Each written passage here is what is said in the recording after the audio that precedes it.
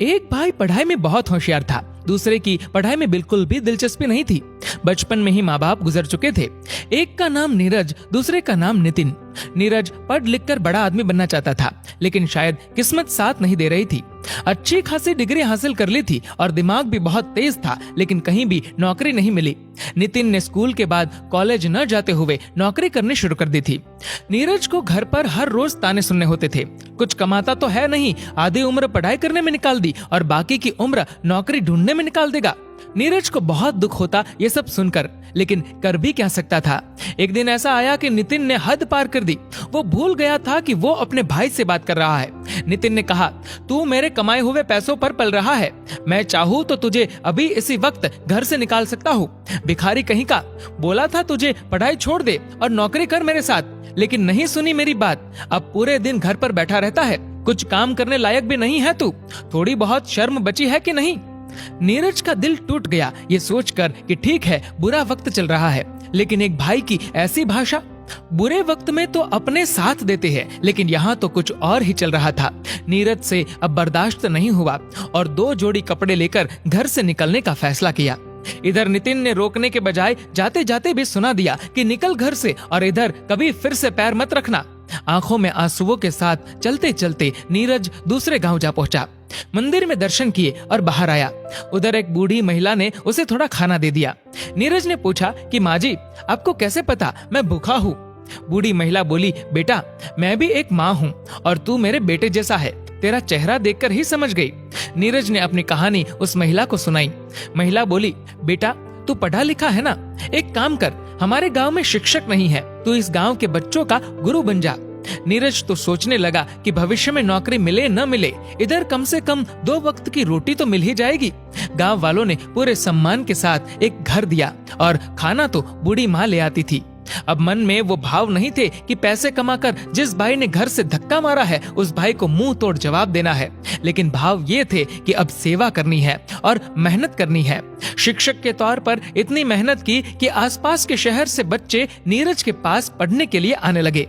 शहर वाले अच्छी खासी ट्यूशन फीस दे देते थे। धीरे धीरे ये कारवा बढ़ता गया, फीस भी आती गई, बच्चे भी पढ़ लिख कर होशियार होते गए। आखिर वो दिन आ गया जिसका नीरज को इंतजार था। शहर से एक व्यक्ति मिलने आया और बहुत बड़ी जॉब ऑफर की। वो व्यक्ति बोला कि शहर में हमारी स्कूल है, क्या आप उस स्कूल के प्रिंसिपल बनना पसंद करेंगे? नीरज बहुत खुश हुआ, लेकिन 2 मिनट में ही मना कर दिया। उस व्यक्ति के होश उड़ गए। कारण पूछा तो नीरज ने कहा कि अब ये गांव ही मेरी दुनिया बन चुकी है और इस गांव को छोड़कर मैं कहीं नहीं जाऊंगा। वह व्यक्ति फिर से 7 दिन बाद मिलने आया तो नीरज ने बिना सुने ही कह दिया कि सर, आप इधर आने की तकलीफ बार बार क्यों कर रहे हैं? मैं आपके स्कूल का प्रिंसिपल नहीं बनना चाहता, मुझे माफ कीजिए। तो उस व्यक्ति ने कहा, सर आप हमारे स्कूल नहीं आना चाहते, कोई बात नहीं, लेकिन यदि स्कूल ही इधर आ जाए तो? नीरज निशब्द। कुछ देर बाद नीरज बोला कि सर, आपके कहने का अर्थ क्या है? तो उस व्यक्ति ने जवाब दिया कि मैंने आपके इस गांव में स्कूल खोलने का निर्णय किया है और निर्माण से लेकर हर चीज का खर्च मैं उठाऊंगा और वह स्कूल आपकी ही होगी। जैसा आप कहेंगे वैसी चलेगी, जैसा आप चाहेंगे वैसे नियम कायदे होंगे। नीरज मान गया। 1 साल में बहुत बड़ा स्कूल बन गया और दूर दूर से बच्चे आने लगे। अनेक राज्यों से बच्चे आए। नीरज ने सोचा भी नहीं था कि ऐसा सब कुछ हो जाएगा। उस गांव में कई लोगों को नौकरी भी मिली। नौकरी की तलाश में कई लोग आसपास के गांव से आने लगे। नीरज सभी को कुछ न कुछ काम देने लगा। एक दिन एक गरीब व्यक्ति आया और स्कूल के मैनेजर से नौकरी के लिए बात की। नीरज उस वक्त कोई काम से बाहर गया हुआ था। मैनेजर ने उस व्यक्ति से बात की और सब जानकारी ले ली। ज्यादा पढ़ाई नहीं की हुई थी तो उसे क्लर्क की नौकरी दे दी। मैनेजर ने कहा, प्रिंसिपल सर 2 दिन बाद आएंगे तो उनसे एक बार मिल लेना। ठीक 2 दिन बाद नीरज आ चुका था। क्लर्क प्रिंसिपल के ऑफिस में इंतजार कर रहा था और तभी नीरज आया।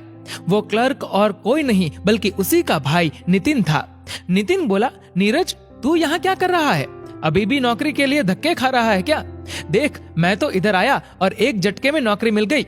अभी प्रिंसिपल सर आएंगे और मेरी नौकरी पक्की हो जाएगी। तू ऐसे ही नौकरी के लिए इधर उधर भटकता रहेगा। नीरज ये सब सुनकर अंदर ही अंदर हंसने लगा। इस बार न गुस्सा हुआ न खुश हुआ, ऐसे ही सुनते रहा और चुपचाप प्रिंसिपल की कुर्सी पर जाकर बैठ गया। नितिन देखता रह गया। बोलने के लिए नितिन के पास एक शब्द नहीं। नीरज ने कहा, यदि तुम अपना अहंकार हमेशा के लिए छोड़ दोगे तो तुम्हें इधर नौकरी मिल जाएगी। नितिन ने पैरों में गिरकर माफी मांगी।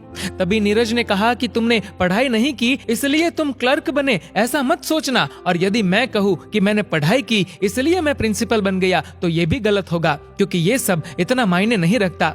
महत्वपूर्ण ये है कि तुम्हारा इरादा क्या है, तुम्हारी नीयत क्या है। नौकरी के साथ साथ नितिन को एक बहुत बड़ी सीख भी मिली कि अहंकार का फल हमेशा बुरा ही होता है। दोस्तों, इस वीडियो को लेकर आपकी क्या राय है नीचे कमेंट करके जरूर बताएगा। और अगर आपको ये वीडियो अच्छा लगा हो तो इस वीडियो को लाइक करेगा, शेयर करेगा ज्यादा से ज्यादा लोगों तक। और ऐसे ही और भी इंस्पिरेशनल वीडियोस के लिए सब्सक्राइब करें हमारे यूट्यूब चैनल को और फेसबुक पर फॉलो करें हमारे पेज को। धन्यवाद।